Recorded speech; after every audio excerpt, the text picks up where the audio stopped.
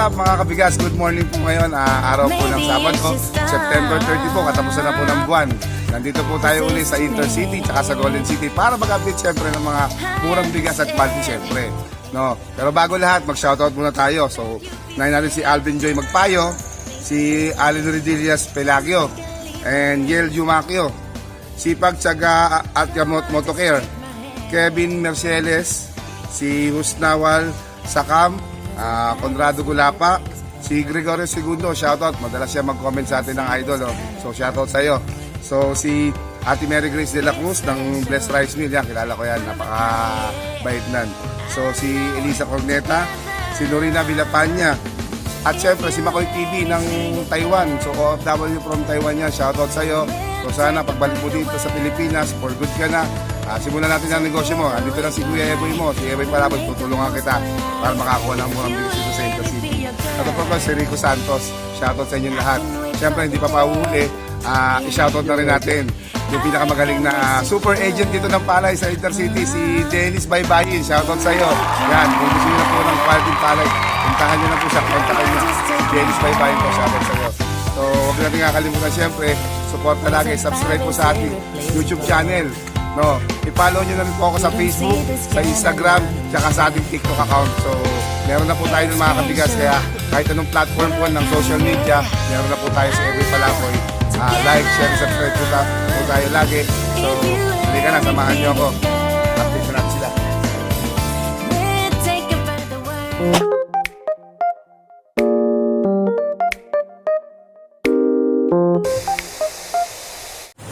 Okay mga kabigas, dito naman po tayo mag-update sa JM Lucky One. Dito po yan sa may gate 2 ng Intercity. So masyadong busy sa rice mill ngayon. No? Ang daming buyers, ang daming palay, at ang daming bigas. Kaya halina kayo. Dito tayo dito sa loob. Okay mga kabigas, first stop natin si Ate Jenny. Ate Jenny, good morning. Yan. Oh, yan dito yan. Ngayon. Dito tayo sa JM Lucky One. So dito lang po yan sa Intercity. Dito po Balagtas area, no, Ate Jenny, no? So ito yung bagong bigas ni Ate Jenny. Meron tayong premium rice dito. Anong tatakong bigas na ito ng sahon na to? Buko rice po. Buko rice po na premium rice. Premium rice po, buko. Buko po ang kanyang tatak. Yellow po yung sako niya. 25 kilos po. Ito po yung bigas ni Ate Jenny. Patigil po. Matapat natin sa liwanag Ate Jenny, ha? Para makita natin yun. Ayan, maganda mga kabigas. Buong buo.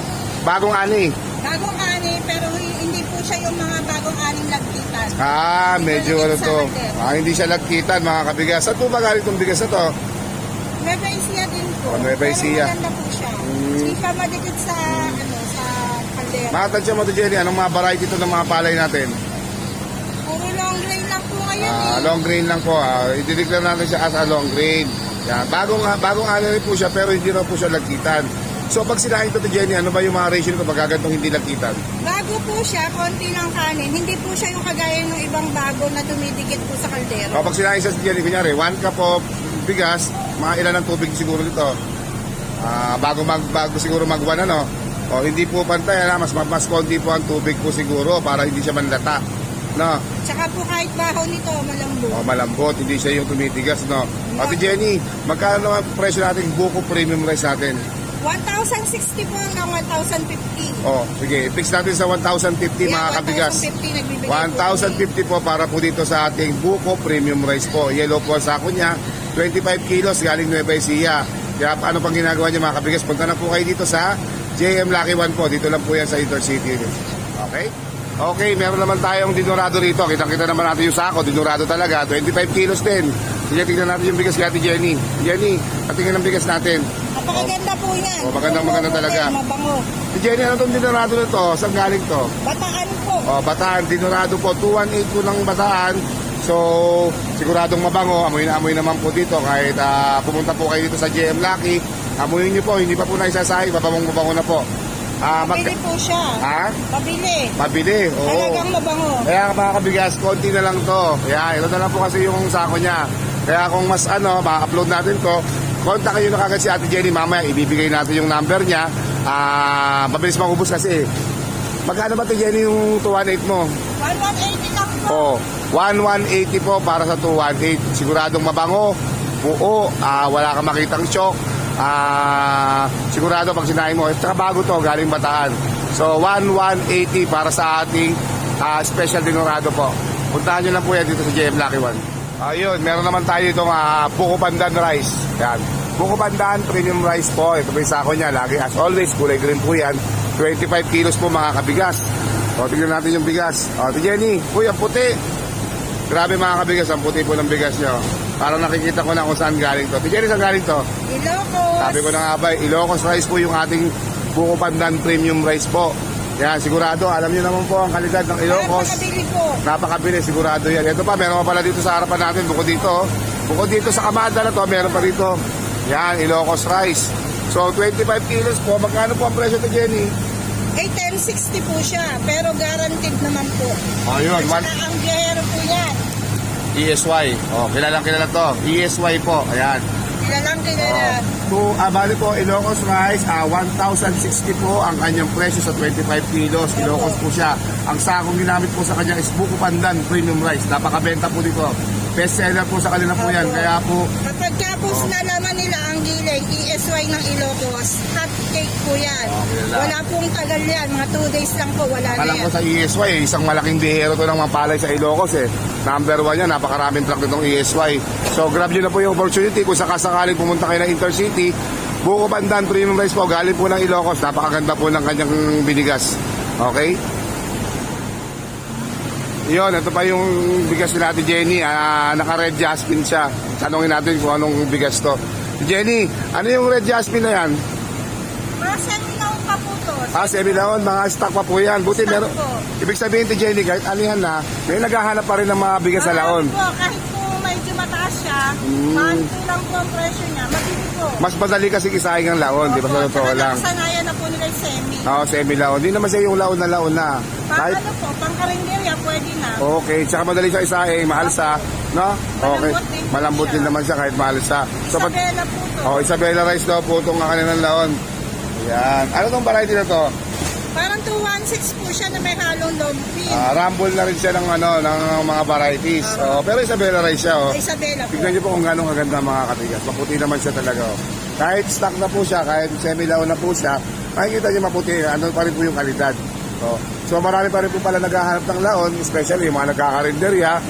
Mas sanay sila talaga sa laon na yung mga gusto po yung mahalsa. Gusto po nila yung alsa. Oo, mahalsa. Mga talagang panghanap buhay talaga yung kanila. Although mabili naman na din po yung mga bago. Kasi yung mga bago naman po O, depende naman sa buyers yan kung ano talaga yung gusto nila, di ba, Ate Jenny? O, magkano naman tong ating red jasmine ng Isabela? Binibigay po namin itong 1, 2 semi-laon. O, 1, 2. Talagang ganun po talaga mga kabigas. Medyo mataas pa po talaga ang presyo ng laon. Ito po yung mga dating 1, 2, 50 namin. Oo, medyo. Nagbaba na po kayo. Oo, mataas po kasi talaga ang puhunan na ito. Tsaka iba naman po talaga ang presyo ng bago sa laon.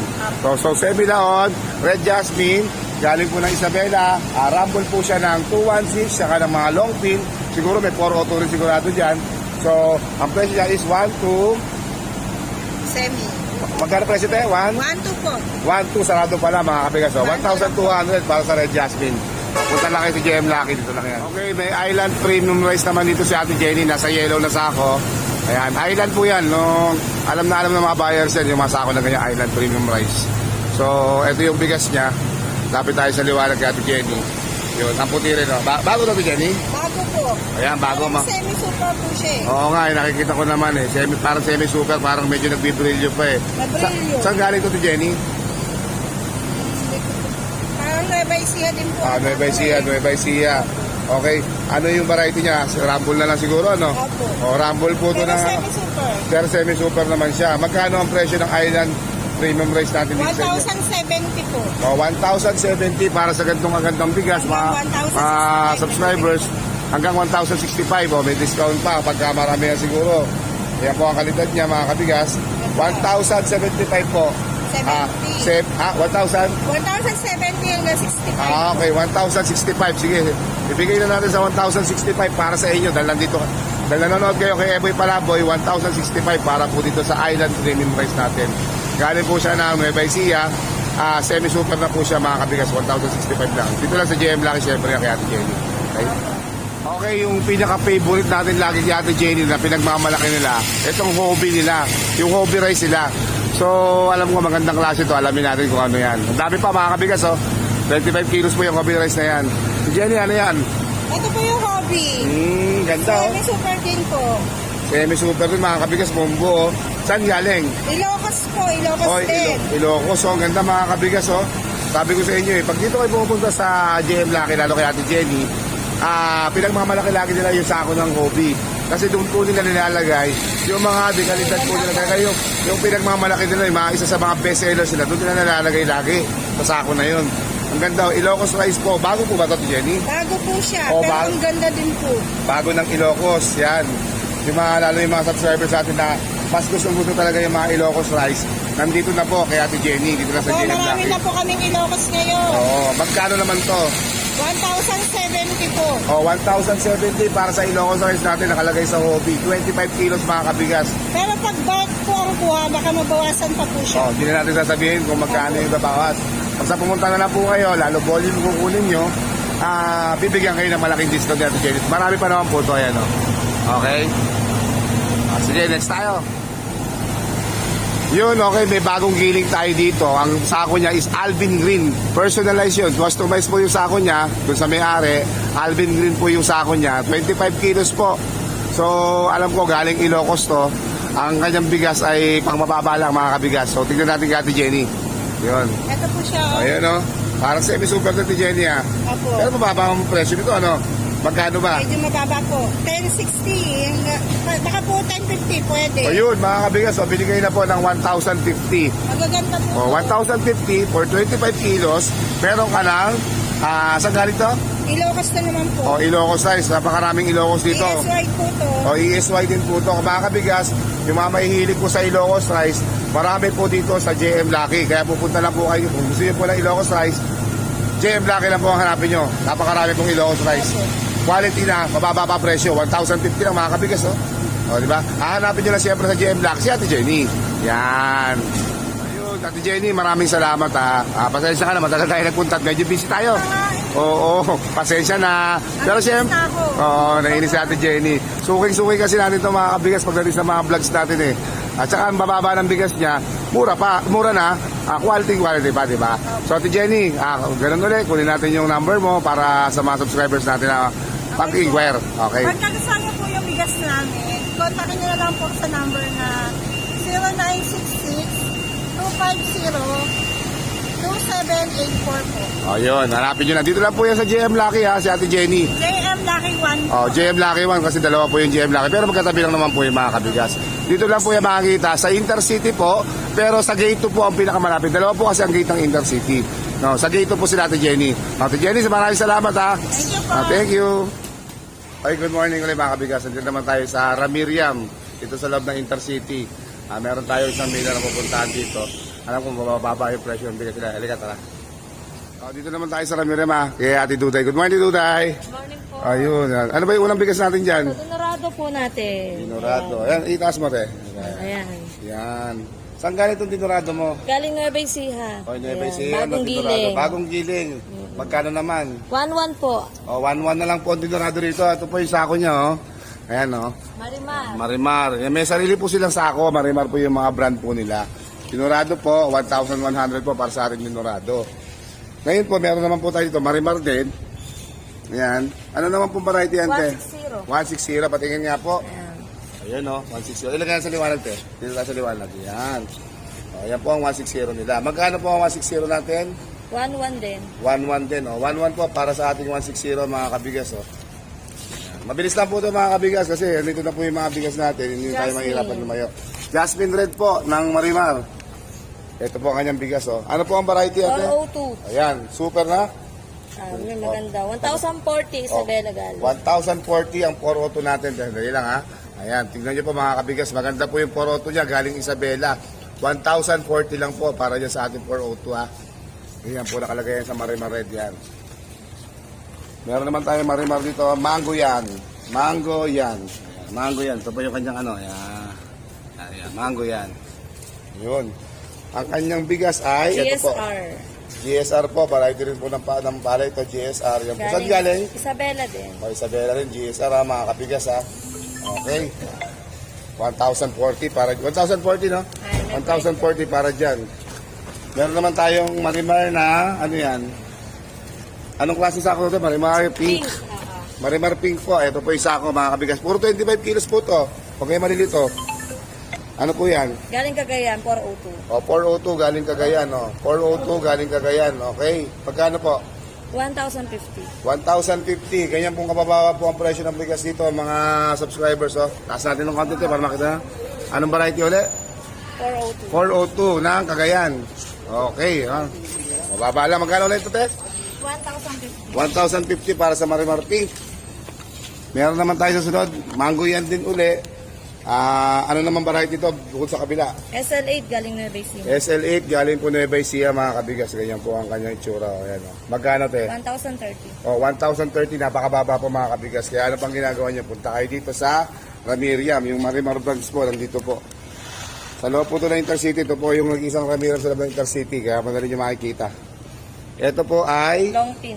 long pin galing po ng Isabela. Ayun. Ang ganda mga kabigas. So, magkano naman ito te?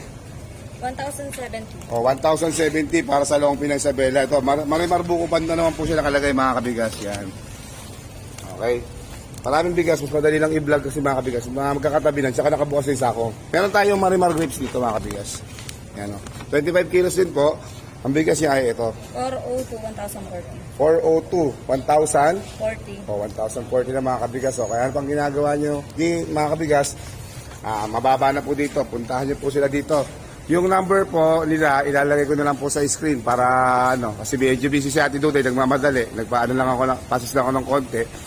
Pero di mga bigas sila.